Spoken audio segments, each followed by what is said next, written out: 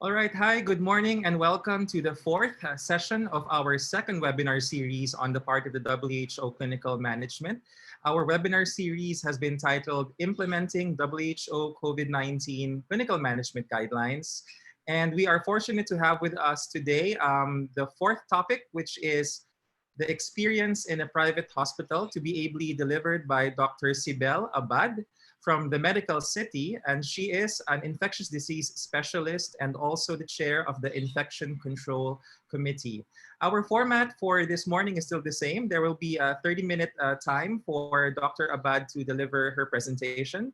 And then afterwards, there's another 30 minutes for your question and answer portion. The Q&A is best used using the button below. So there is a little button at your Zoom interface that says Q&A.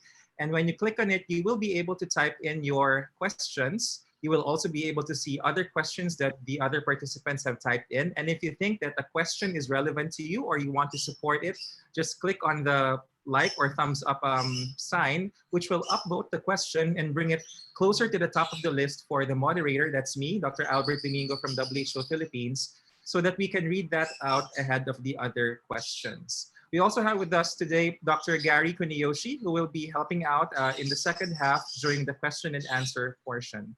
So right now, I'm looking at the number of attendees. It's at 161 by experience. This goes up over time, and we'll probably have a peak number around halfway in the hour.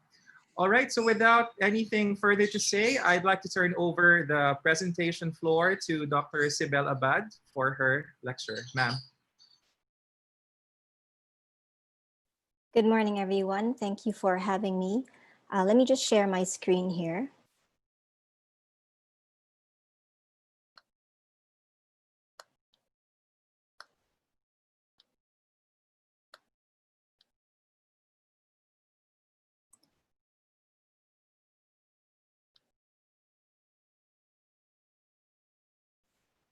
Hang on. There. I hope you can see my slides. Yes, ma'am. Okay. So thank you for having me join this WHO webinar series. I was asked to talk about our experience at a private hospital in the Philippines. The following is the outline of my discussion. I will first describe the timeline of COVID-19 and the country healthcare response to give you some context, then describe the COVID-19 early experience in the medical city, then switch gears a little bit and highlight some of the challenges that we had to face at our private hospital, and then finally end with an update rather of the current status of COVID-19 in the hospital and in the country. So COVID-19 in the Philippines actually began with a 38-year-old female foreign national from Wuhan, China. So she was from the epicenter of COVID-19, and she was diagnosed on January 30th at a government hospital. Shortly thereafter, the second and the third cases were diagnosed, and they were also foreign nationals. And at around this time, the government decided to impose a limited travel ban, with travel limited to and from China and its territories. And then we had a little bit of a reprieve, and I wanted to highlight this reprieve because I think it perhaps gave some of us at least a false sense of security that we would not have to deal with COVID-19 in the country. But of course, we were wrong. And by March 7th, we had our sixth case overall and the first documented case of community transmission.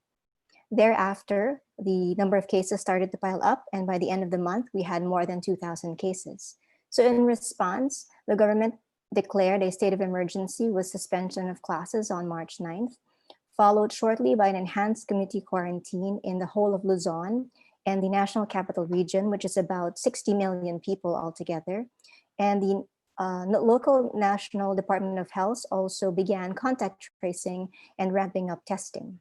So with that context, let me bring you down to the hospital level and give you our COVID-19 experience.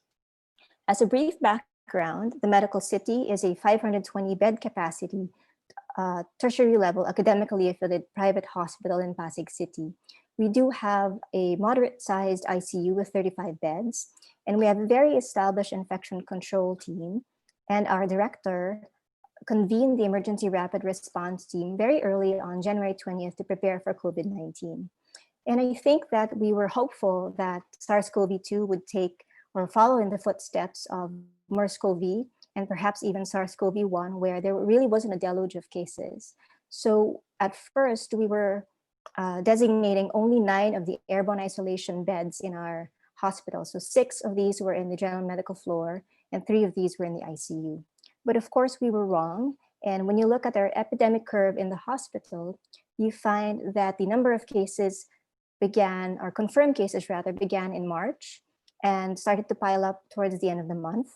And the number of probable or suspect cases really peaked towards the end of March. Our first confirmed case arrived on March 6th and was actually confirmed 2 days later on March 8th. But when we look back at our patients, we actually found one patient who was diagnosed as dengue fever on March 5th. He eventually turned out to be COVID positive as well. So to give you a snapshot of these patients in the first month, the clinical profile of our patient is really very similar to that already reported out of China and out of New York. Median age is 61 with a range of 22 to 86. There was a little bit of a male predominance. Comorbids were very common, with cardiovascular disease and hypertension, as well as diabetes being the most common. We did have quite a number of ICU admissions to begin with, and again, this is closely mirrored by other case series. For those who are not in the ICU, 27 were tagged as community-acquired pneumonia moderate risk, and 4 were tagged as mildly symptomatic COVID-19 or low-risk COVID-19. At this time, it was the mandate of the DOH to admit all people with confirmed COVID-19. So I think that's part of the reason why these mildly symptomatic patients were admitted as well. In terms of symptoms, majority did have fever prior to admission and continued to have fever during admission, about 2/3 of them. And other prominent symptoms included cough, dyspnea, and weakness, followed by myalgia and diarrhea. If you look at the other meta-analysis out of China, of which there are large numbers, these clinical signs and symptoms are very familiar and really very recurrent. So fever, cough, and myalgia seem to be the recurrent theme, and the GI symptoms less so. And remember, in the beginning, atypical symptoms such as anosmia or presentation as a stroke, we did not capture that in the beginning, but I think we began to towards the second month. In terms of diagnostics, our time to RT-PCR was rather long, with median number of days at 5.5, ranging to as long as 10 days. And this had a lot of implications, and we'll talk about some of the challenges later on. The total white blood cell count and procalcitonin were really low to normal, which is what you would expect with COVID-19. And in the beginning, we really were not checking these inflammatory parameters. As we learned later on that they were very helpful in terms of trying to tease out severity of illness, as well as prognostication, we began to check them more frequently. We also tried to look at co-infections in the beginning, and about 6 of our patients did have a viral film array. 5 of them had a rapid flu, but all of them were negative. And for those who were able to give respiratory cultures on admission, only 3 of them grew out bacteria, 2 being Klebsiella and 1 being Pseudomonas. In terms of imaging, 38 of our patients did have a chest radiograph on admission, and bilateral interstitial infiltrates were the most commonly found radiographic finding. But about 10 of them actually had normal chest radiographs on admission and then developed the infiltrates later on. About 12 of them had a CT scan on admission, and again, bilateral infiltrates were very common, typically described as ground glass opacities or interstitial pneumonias. In terms of treatment, about 29 of the 40 patients did receive an investigational or off-label drug, and we did not have remdesivir at this time, so most of them were given chloroquine or hydroxychloroquine, either as monotherapy or in combination with other drugs. And really, the sicker patients did receive the IL-6 inhibitor tocilizumab, so about 5 of them received tocilizumab.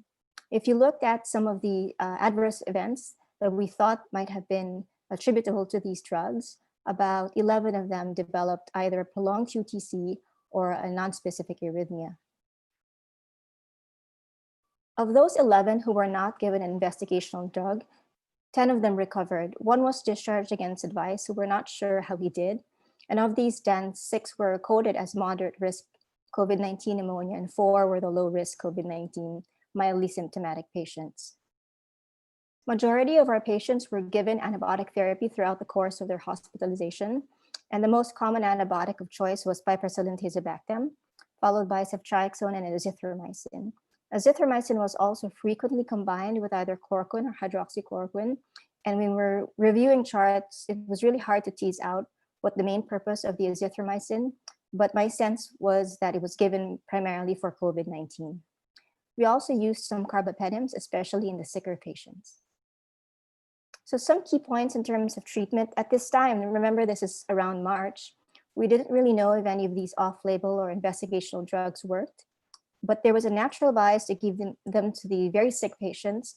There was a lot of pressure from social media, from the patient or their families. So as a clinician, we would be given Viber threads or reports from the news telling us to, or kind of pressuring us to give in and give them something, anything for their COVID-19.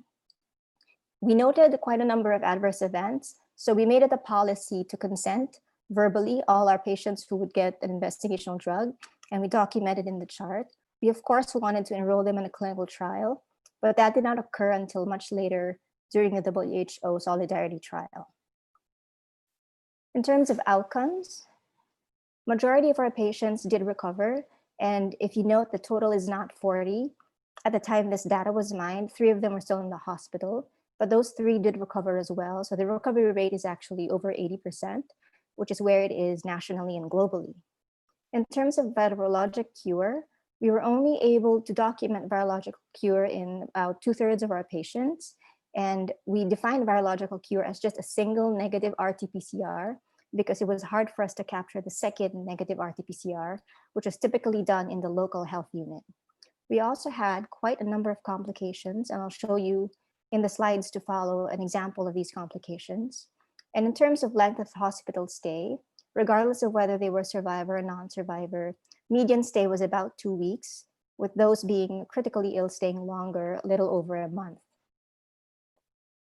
If you look at the outcomes according to age group, we also found that the older age group really had the tendency to have more severe disease, more complications. They were more likely to stay in the ICU, and again, a higher mortality rate.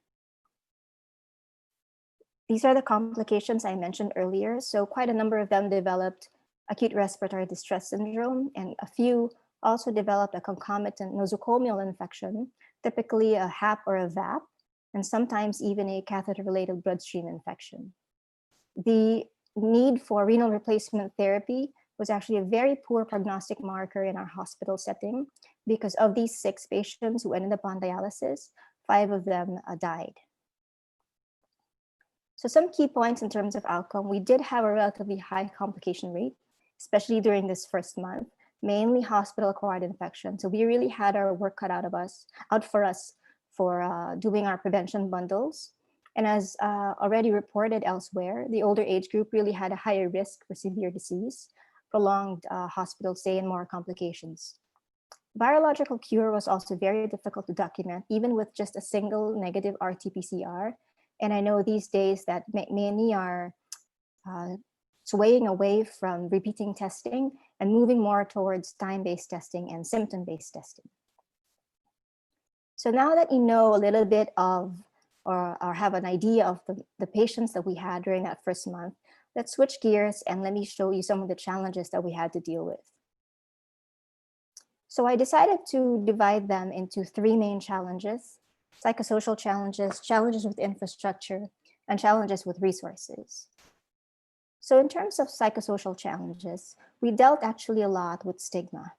And as a healthcare provider, infectious disease provider who deals with HIV, I do see a lot of HIV-related stigma or hepatitis B-related stigma, but I had never been exposed to stigma directed at the healthcare worker or bidirectional stigma. So as a healthcare worker and the patients were being stigmatized and avoided just because of COVID-19.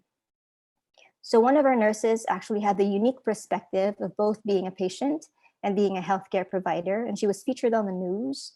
And she says in the local language, "Wag niyo kaming pandirian," which means don't shun us or don't be afraid of us in English, because really we are not the virus. We just happen to carry the virus, or we're taking care of people who have the virus. But some of the other nurses around the country also had their own stories to tell, and they're rather heartbreaking.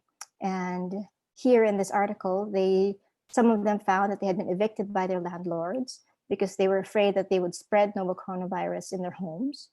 Some were shunned from eateries and denied access to basic services such as laundry and public transportation. One of the workers who was on his way to the hospital was doused with bleach while he was walking to the hospital. And an ambulance driver was also violently attacked because they thought he was carrying or transporting someone with COVID-19. So I had never before experienced fear translated into such anger before. And in our hospital, it was really the ER physicians and the nurses in the ER setting who bore the brunt of the stigma. And they noticed that they were being treated differently. And as an IDS physician, some of the patients actually refused to be referred to infectious diseases because they knew we were rounding in the COVID areas. So eventually our own nurses in the hospital had nowhere to go. Their communities would not accept them back. So we had to give them temporary lodging within the hospital and outside and vacated hostels and schools. So thank goodness for Good Samaritans. Some people stepped up and opened up their hotels to our nurses. And this is an example of a nice function room or lobby. And as you can see, there's a lot of space and allows for a lot of social distancing. So moving on to the next set of challenges, I think most of the hospitals who've been designated as COVID-19 facility probably dealt with a lot with the surge, but unique to us as a hospital and as a country perhaps would be our limitations with laboratory testing and the capacity to test. So in terms of surge capacity, our hospital had to quickly adapt and respond to the surge of cases. The few airborne isolation rooms that we delegated were clearly not enough. Remember in the beginning, we had just designated about 9 rooms for these COVID-19 patients. And as a tertiary center, the Department of Health actually released a memo saying we could not triage these patients. We were to receive them and admit them in our hospitals. So in order to deal with the surge, we literally had to change the structure of the hospital. We created a one-way hospital with 1 entry and 1 exit so that we could decrease cross-contamination between COVID areas and non-COVID areas. We also had a fever clinic. We designated 2 floors for the COVID-19 suspects and confirmed cases. We also designated a portion of the ICU and the ER, and I'll show you pictures to follow. And at the end of the month, or towards the end of the month, we also came up with a COVID-19 pathway to try and help out the frontliners in the ER to make it easier for them to capture these patients. So all throughout this month and even to present, we also continuously train our nurses. As you may know, or may or may not know, the nurses in the Philippines, there's a lot of turnover because a lot of the nurses are exported somewhere else. And so we have a lot of young nurses who are not very well versed in terms of donning and doffing. And so our infection control nurses had to continuously train our nurses in terms of PPE, remind them how to do proper hand hygiene, and remind them about the basic infection control principles. So this is the COVID-19 ER that we had to rearrange. We actually had an airborne isolation unit outside, which was a van where we used to test these patients.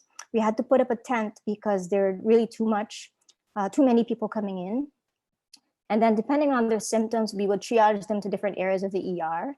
If they were critically ill, for example, they would end up here. This used to be an ER annex where we saw urgent cases. And so that we did away with that portion of the ER and gave them room somewhere else. We also revised this room to just a donning and doffing room and provided a space for those who needed urgent hemodialysis in the ER.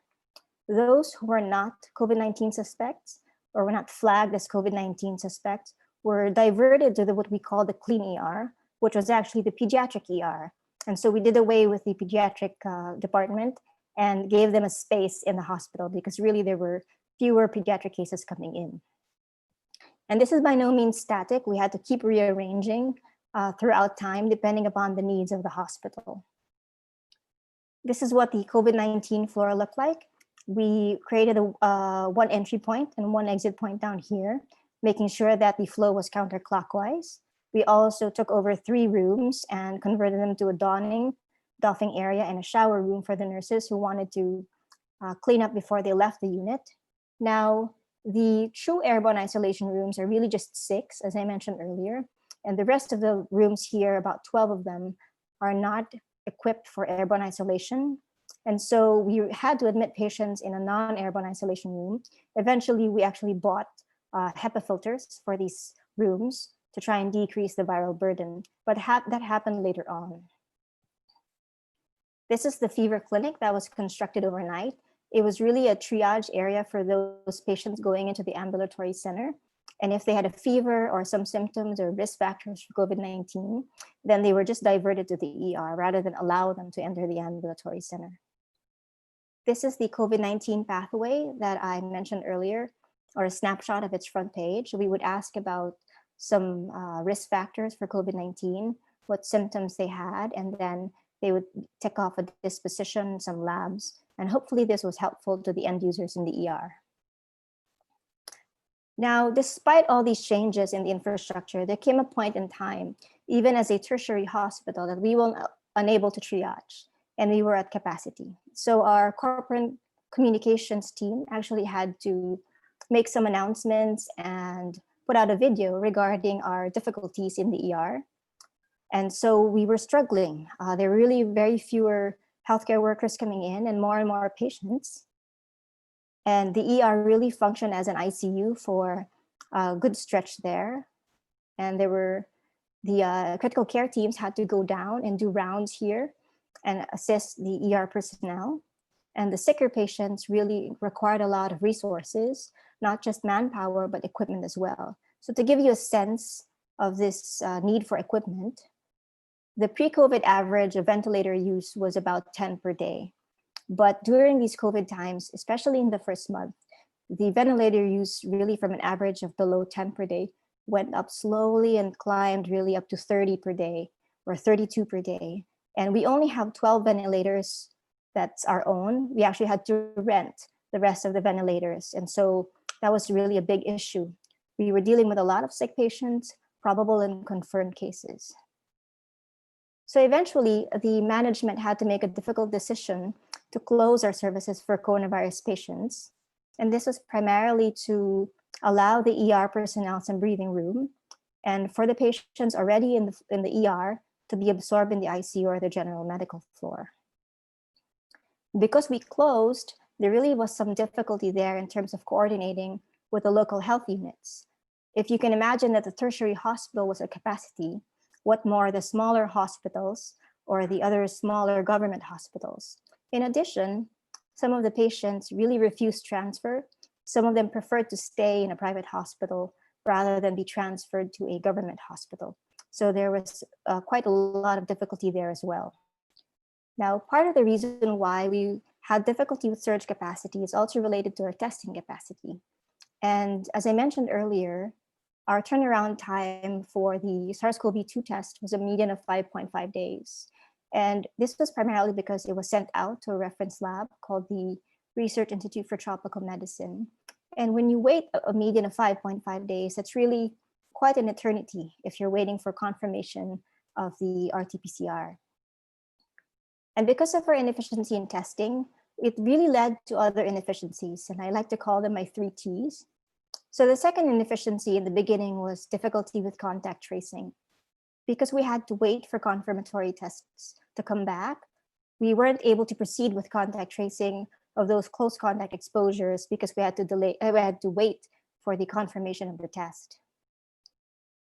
It also had implications with treatment and implications in terms of stewardship. So the sicker patients who were waiting for their test to come back were given the investigational drugs for COVID-19, and they actually completed the regimens while waiting.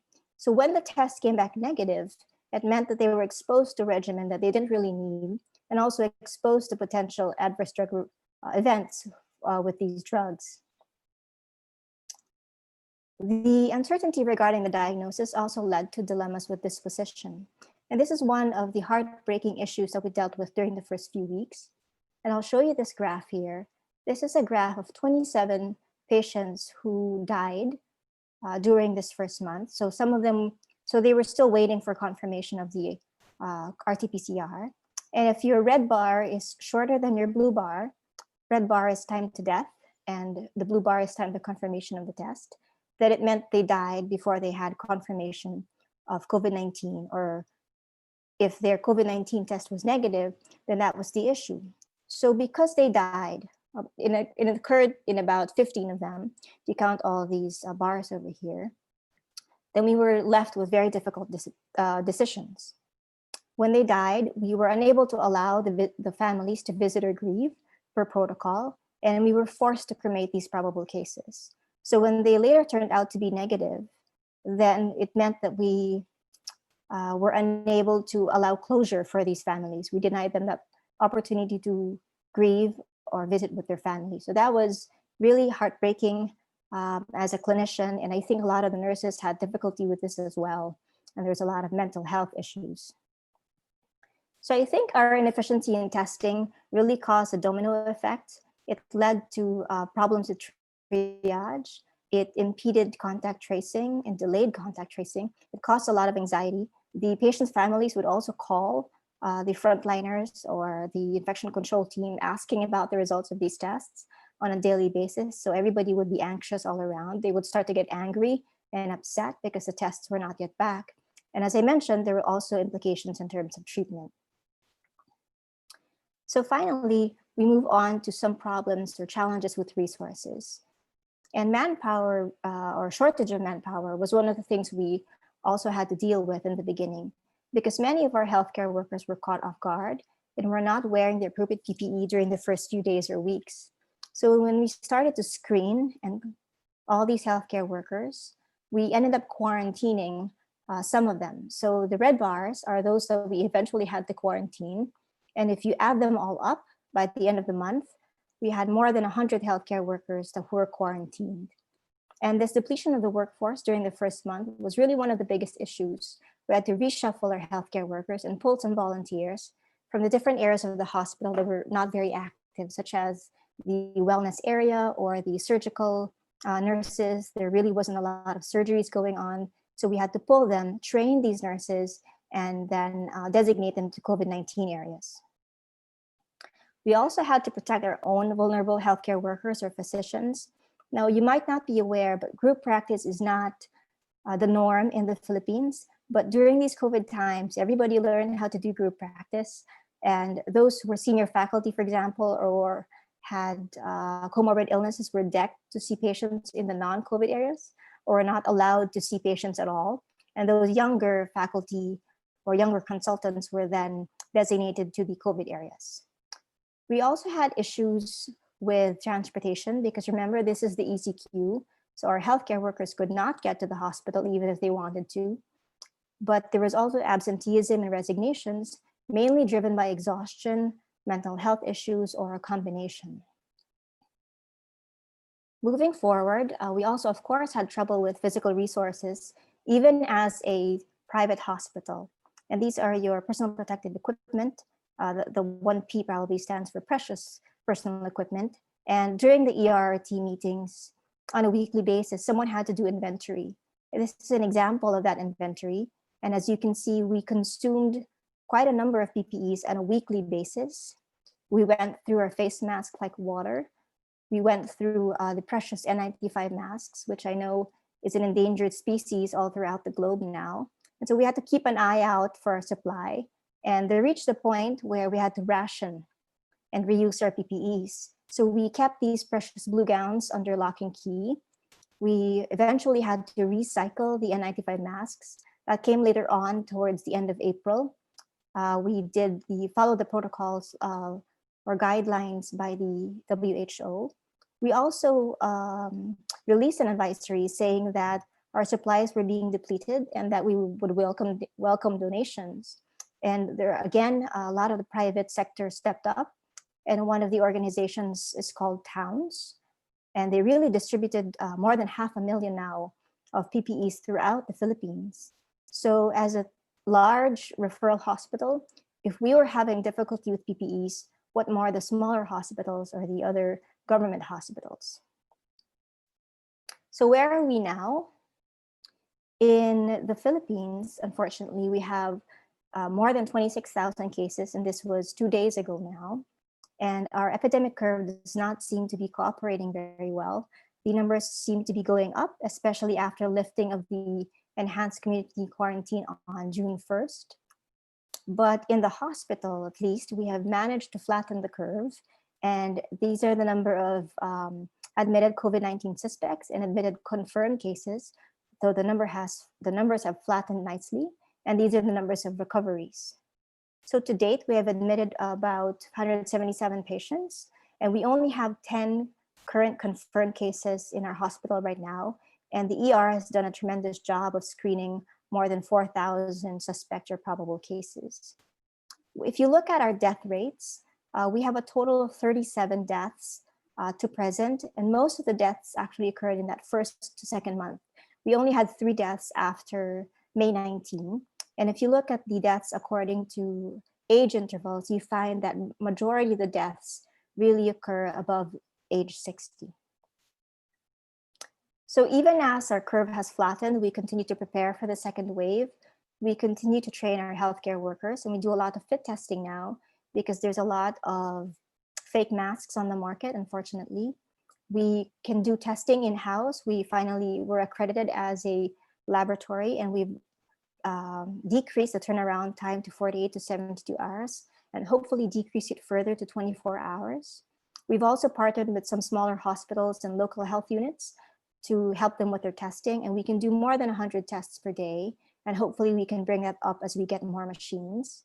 In terms of tracing, our infection control nurses have really done a great job with the assistance of the local health unit. So they've managed to trace more than 500 healthcare workers and patient contacts altogether. And in terms of treatment, we did join the Solidarity trial in mid-April, and we've managed to enroll 24 patients. And this number has actually stagnated in the last few days because our numbers have really declined. So in summary, the Medical City is really one of the first private hospitals that dealt with the first wave of COVID-19 patients. Our patient profiles, treatments, and outcomes are really comparable to that reported in the literature. And we learned that early preparation and training and the ability to adapt are necessary to deal with surge capacity. We learned the hard way that testing capacity is really crucial for effective triage, contact tracing, and treatment. And thankfully, our numbers have flattened even as we continue to prepare for the second wave. And that's my last slide. Thank you very much for listening. Thank you, Dr. Cybele Abad, for that excellent presentation. All I can say at this point is, wow, you covered it all from the macro perspective of public health and the difficulties and how all of those issues. I particularly like how you are very objective in saying that these are inefficiencies. We know how things are politically charged at the moment, but this is exactly the discussion that has to happen.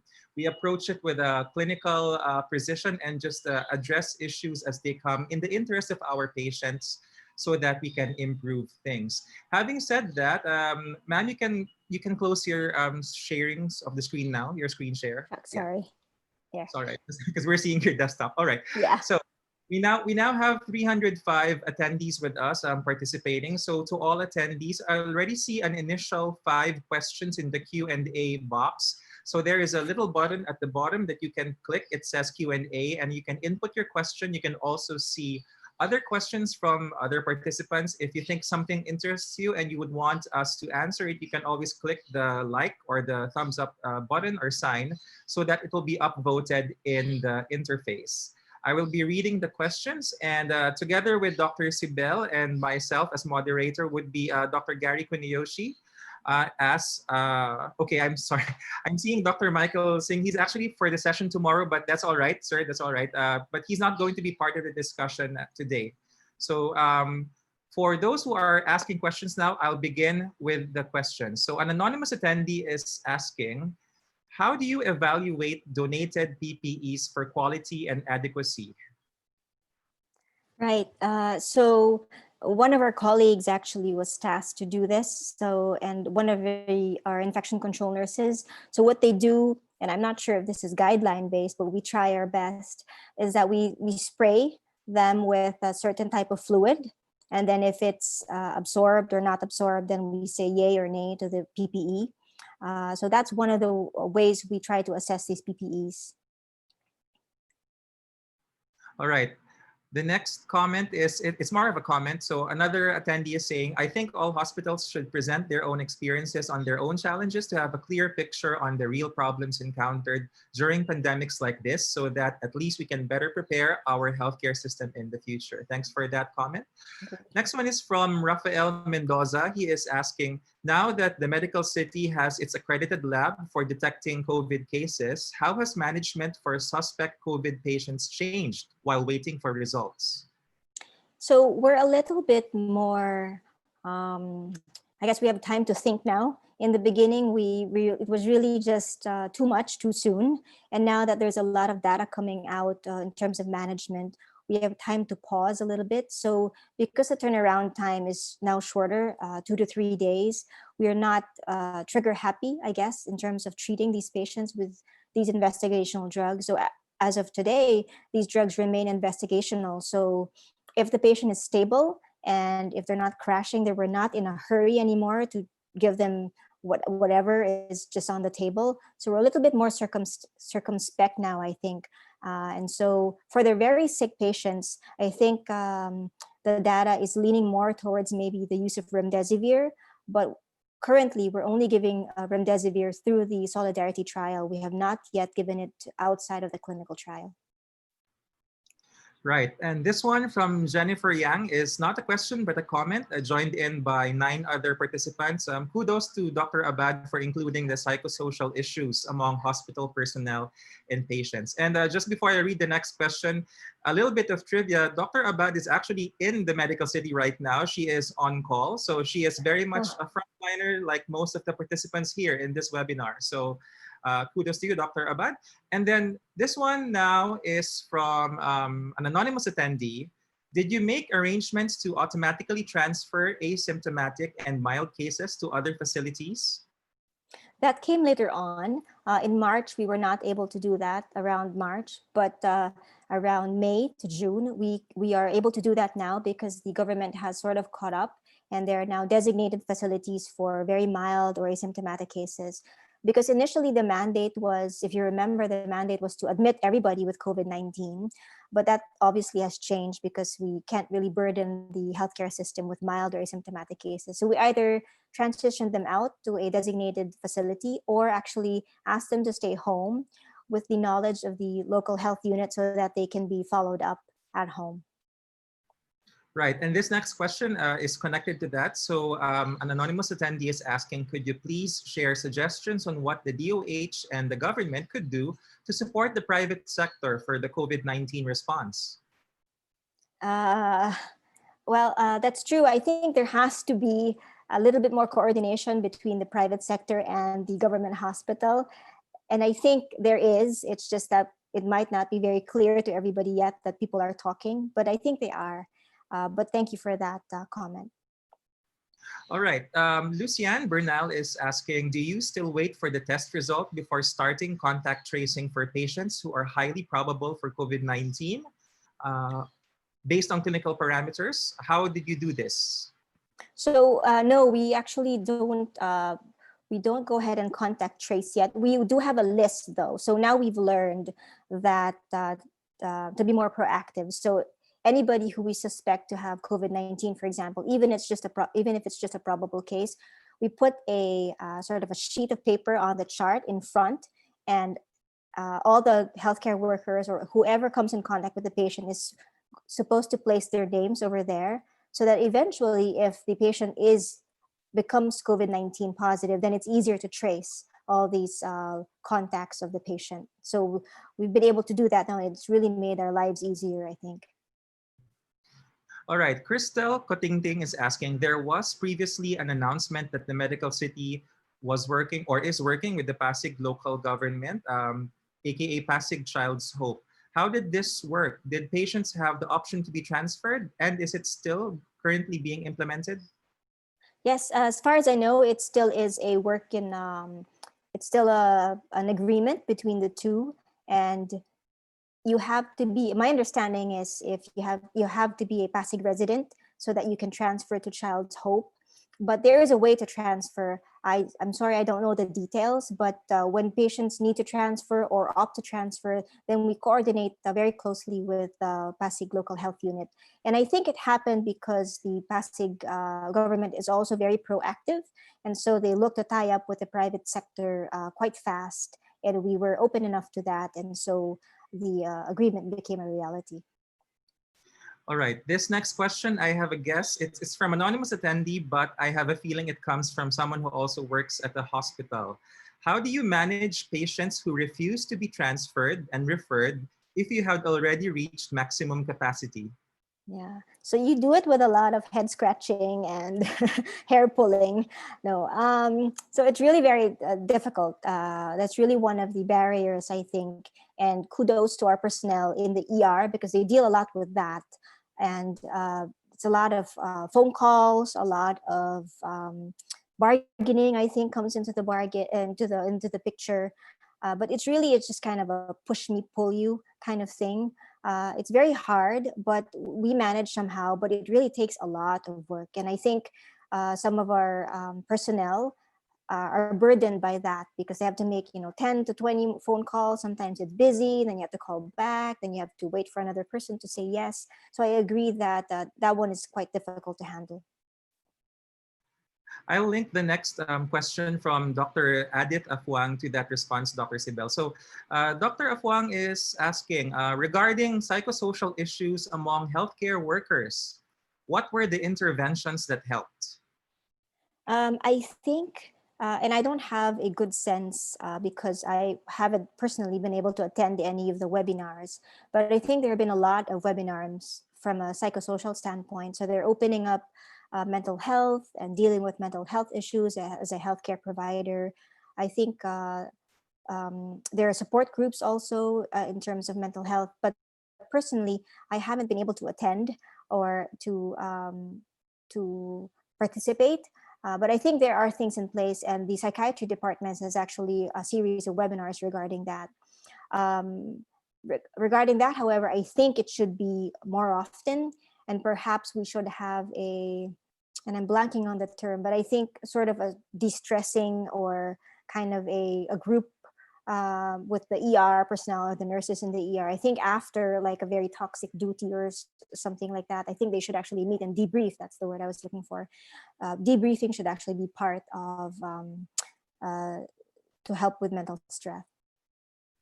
Thanks for that piece of advice. I'm sure there are a lot of administrators also who are joining us who probably will heed that in their own ways, in their own hospitals.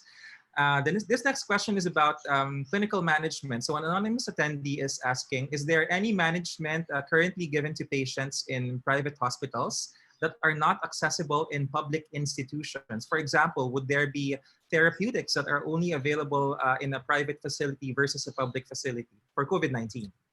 So I think perhaps it boils down to cost and availability. So you're right.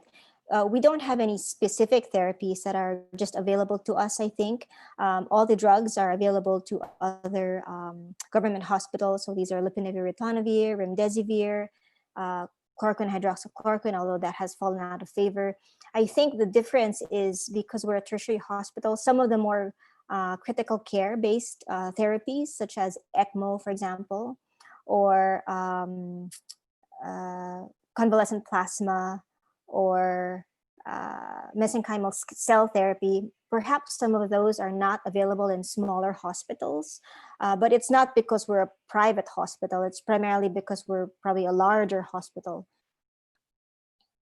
Right, thanks for that. So just a quick note. So I'm seeing in the chat box, there's a little collaboration going on. That's good. So Gerald DL is actually reaching out to Dr. Afwang. By any chance, would you be able to have any collaboration with us in creating mental wellness programs? An email was sent to you. So that's fine. It's helping out. So I'll just read that.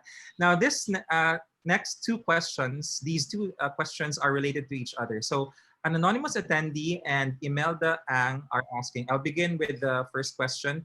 How did you schedule your residents or consultants as to their duties? And the related question is, how did consultants who were not allowed to see patients at all react? How did you deal with them? So in terms of scheduling, especially during the period where a lot of our residents or trainees were quarantined, took a lot of creativity, I think. So in the end, what they did was they did residents 7 days on, and then I think 14 days off. Some of the services did that. So they would just be on for 7 days and then quarantined for 14 days and then come back in kind of cycles. And then some services just dealt with having no trainee because they really ran out of trainees already. In terms of the senior faculty who were told not to come in, I think there were a few who were stubborn and just came in anyway. And because they said, I'm old enough and I want to do this. But for majority, actually, I think they took it in stride, and they actually appreciated that they were off service and not able to see the very sick COVID-19 patients. And they helped out in other ways. So if they could not see patients physically, they would do night decks through phone calls, or so they would be decked that way. So they would just take calls overnight through phones and then hand over the patients to the younger colleagues the next day. All right. Another set of related questions, two questions. The first one from an anonymous attendee. What was the extent of the collateral damage done to non-COVID patients, such as cancer patients, since resources were focused on COVID-19? And the related question from Lucianne Bernal is, did you notice any increase in non-COVID morbidities or mortalities among your inpatients as a result of delays in seeking consultation? Yeah, and I think someone has to study that. That's really a good research topic. The collateral damage, I think, is coming in now. So we're starting to see the collateral damage towards May and June, now that the other non-COVID patients are coming back in. But during the crisis, so during March, where we really were seeing a lot of COVID-19 patients, one of the problems was that, and continues to be a problem, is that if you're not a COVID-19 patient, but you come in with a fever, you are kind of tagged as a COVID-19 suspect. So you would have to be triaged to COVID-19 area. And this is kind of very hard if you're an elderly woman and you can't, or elderly gentleman, and you have trouble with being by yourself because you're not allowed a companion. So it does have a lot of collateral damage in terms of increased anxiety, again, psychosocial issues. We noticed quite a number of falls because the patients were alone in the COVID areas. They didn't have a companion. And I think the difficulties also with, as you mentioned, patients who are very similar to COVID patients because they present with fever. So oncology patients have a sort of a similar presentation, right? Fever and difficulty breathing. So sometimes they're tagged as COVID patients when they should not be, and it kind of delays treatment. So some of them actually have an active cancer, and so there's delays in therapy, chemotherapy, things like that. But these collateral damages, I think, are just being recognized now. And I think we're doing steps in order to avoid more collateral damage. But that's a really good observation. Great. A little bit on health financing now. So anonymous attendee is asking, has your hospital been able to access PhilHealth COVID treatment packages? And if so, can you please describe your experience? Oh, so I'm not sure. But I think we were able to manage our PhilHealth. The people who work on our PhilHealth returns are working very hard in it. And I think some are trickling in, but the majority, I think, is still somewhere. It hasn't returned to the hospital. And I think that's the main issues with other hospitals who open their floors to the COVID-19 patients, because from a financing standpoint, I think the return from PhilHealth is really taking longer than it should. And as a hospital, of course, you want to be reimbursed right away. But I don't think that's happening. But don't quote me on that. I don't have very good data on that one. No worries. We won't quote you recorded, but that's fine. I mean, it's something anecdotal which has to be mentioned, has to be discussed. So this next question comes from colleagues at the Las Piñas General Hospital Satellite Trauma Center.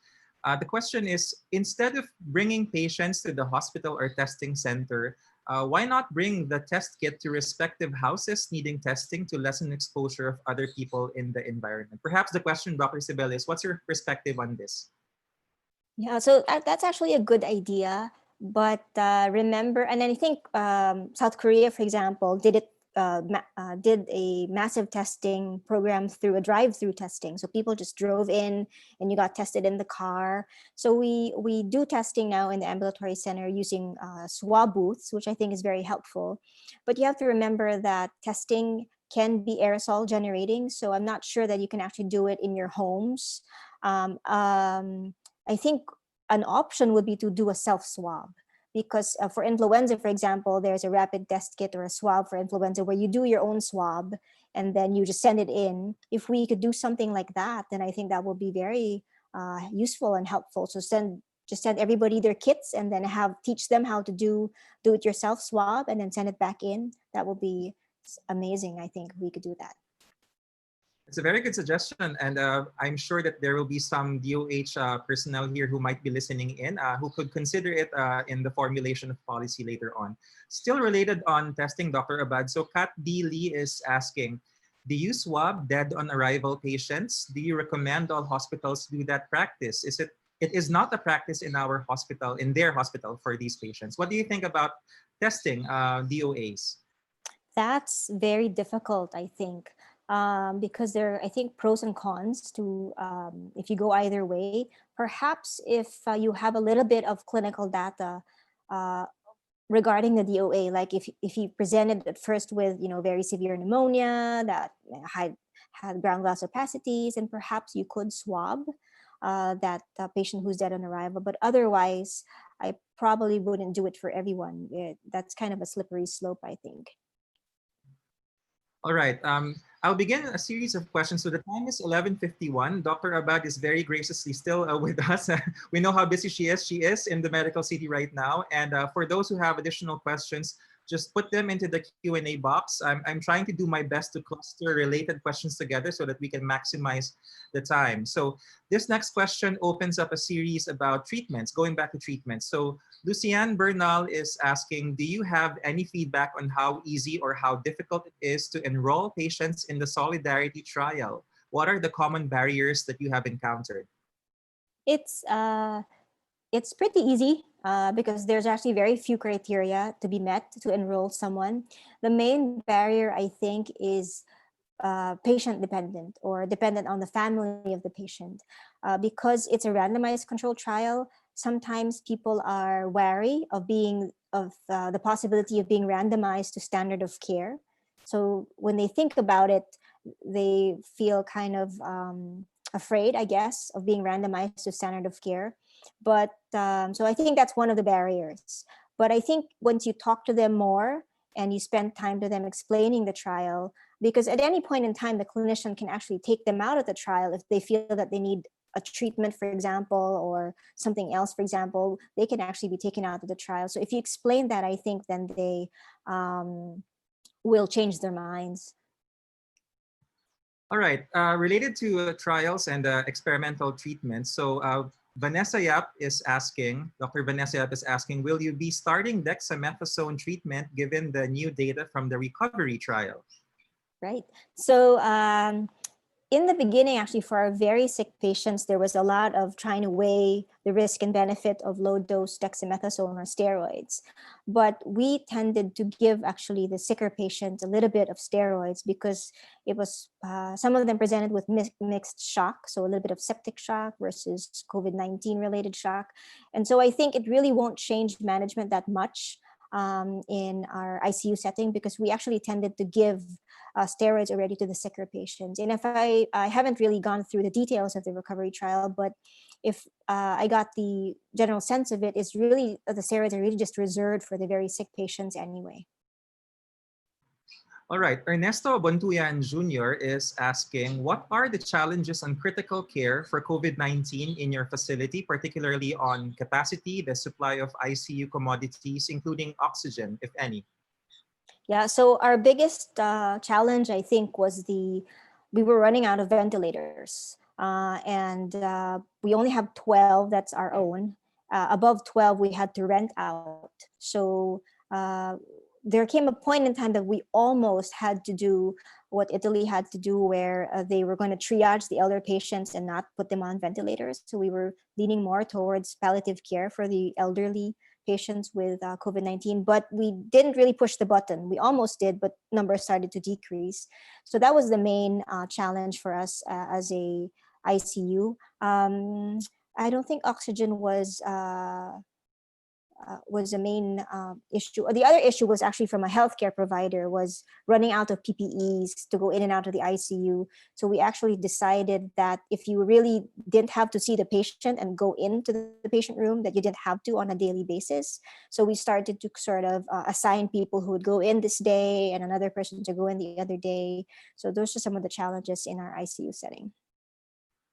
Speaking of oxygen, Dr. Abad, so an anonymous attendee is asking, do you use high-flow nasal cannulas, HFNC, at the medical city? What's your experience on this?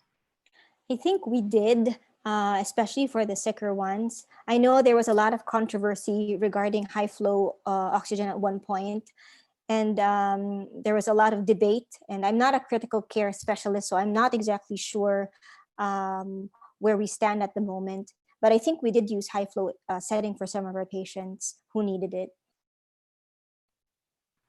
Just to change the topic a bit, I have a feeling you have some students, ma'am, who are also attending, because there's a question, will interns and clerks be allowed back to the medical city? That's actually beyond my pay grade. Eventually, I think you will be allowed to enter the medical city again, but as of the moment, it's all just online teaching. All right, start studying. Interns and clerks, that's a hint, but no. So I just wanted to ask that to change the mood a bit. So this one now, going back to a bit more on the technical. So the Medical City OPD will be opening soon. What are the considerations, or what have been your considerations in resuming the clinic?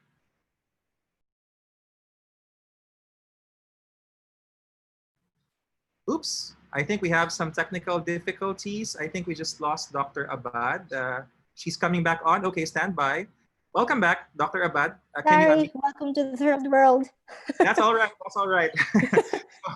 So I just wanted to repeat the question. So an anonymous attendee is asking, the Medical City OPD is reportedly opening soon. What have been your considerations in resuming outpatient clinics? Oh, it's actually open. And we opened maybe 2 weeks ago now. There are a lot of changes. So there's a lot of triage when you enter. You get triaged sort of at the lobby and the ambulatory lobby. You are asked to answer a questionnaire. And then if you don't have any flags in terms of symptoms or exposure, then you're allowed to enter the clinic area. We are telling patients to come back because I think it's safe enough. And there are a lot of changes though. So your providers will be wearing some sort of PPEs. Everybody will be masked. So there's a no mask, no entry policy. You'll probably see your healthcare providers wearing face shields. Some providers are a little bit more careful and are advocating telemedicine first, especially for walk-ins or for patients that are not familiar to us. We would prefer telemedicine first, and then depending on how things go, then we would ask you to come into clinic and see you physically, things like that. But the ambulatory center is now open and functioning. Related to that, Dr. Abad, has the Medical City been allowing, or have you begun allowing elective surgical procedures? If yes, what is your protocol? Yes, we are allowing now elective surgeries. I think slowly the surgical service are also opening up. There are protocols in place, and part of this protocol, especially if it's an elective surgery, is you have to have a confirmatory RT-PCR test within a certain, I think it's 3 days within your surgery. So they come in, they get swabbed, and they go home, and then they come in for surgery. And maybe some other details that are specific to the surgery as well, but there are protocols in place. All right, the time is 11:58, just the last 2 minutes before we close. Thank you so much, Dr. Cybele Abad, for being great at answering the questions. So going back to the questions, an anonymous attendee is asking about health worker stigma. I noticed that a lot of healthcare workers still wear their uniform outside their workplace. Would you advise wearing civilian clothes on going in or out to work? What are the experiences of your colleagues at the Medical City? And also, how is transportation or the lack thereof affecting your staff movements? So I think it's okay to go out in your scrub suits. I think more and more people are wearing scrub suits now. There's actually I think two ways how people react. They either thank you or are appreciative of you that you're a healthcare worker, or they stigmatize you. And unfortunately, we cannot control how people react. We can only kind of teach them and maybe educate them. So I think if you're comfortable enough, you can go out in your scrub suits. When you see people in scrub suits, it doesn't mean that's the one they wear during their stint at a COVID-19 area. We actually do a lot of change of clothes and layer our clothes and then strip off after we exit the COVID-19 era. So when you see us in our scrub suits, that's actually a different layer of clothes already.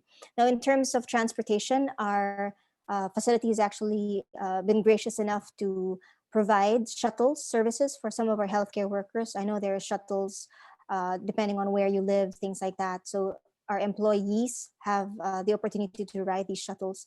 So it's been difficult. Some people have actually carpooled and open their, if they all belong or if they all live in the same area, then they can carpool as well. Okay, thank you so much. The time is now 12 o'clock. Just to let you know, Dr. Abad, there are actually still 22 open questions. Some of them are related and the others are more in detail. So thank you to all the participants for asking those questions. Don't worry, they are being recorded, and if we do get a chance to forward them later on for responses, we can do that. Okay. I'm just looking at and I see Dr. Gary Kuniyoshi. So Dr. Gary, do you have any like parting words, or what's your reaction to the presentation of Dr. Abad now and the questions that we have been hearing thus far?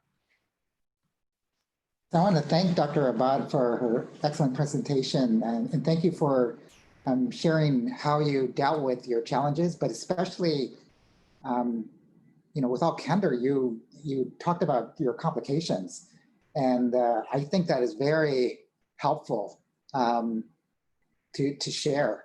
I know that's not easy to do, but I think it's extremely helpful. So thank you very much. Also, the questions were wonderful, and I learned a lot by the answers given by Dr. Abad. Thank you. Thank you so much for having me.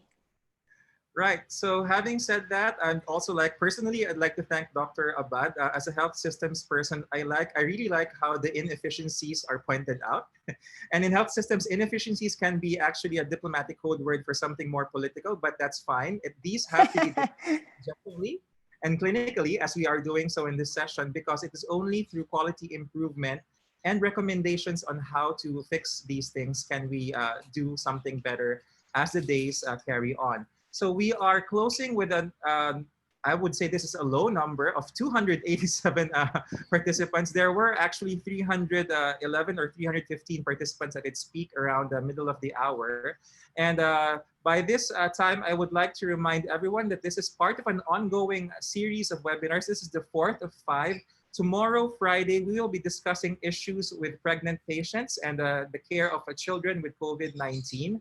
That's going to be facilitated with colleagues from the UNICEF and UNFPA Philippines.